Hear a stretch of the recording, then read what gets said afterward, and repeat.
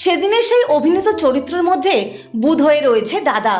এমনও হয়েছে হয়তো দাদা মেকআপ রুম থেকে ফ্লোরের দিকে যাচ্ছে, আমি এগিয়ে গেছি দাদাকে দেখে।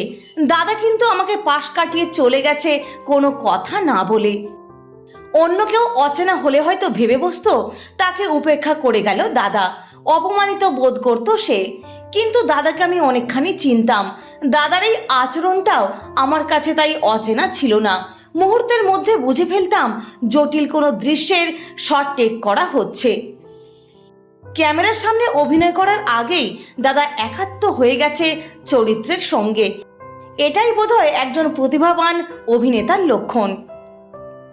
আবার এই নায়ক উত্তম কুমার যখন ভবানীপুরের বাড়ির সামনে গাড়ি থেকে নামতো, তখন তটস্থ হয়ে উঠত সারা বাড়ির লোকজন। পান থেকে চুন খোসার জো নেই, হইচই বাঁধিয়ে দেবে। একবার রাগলে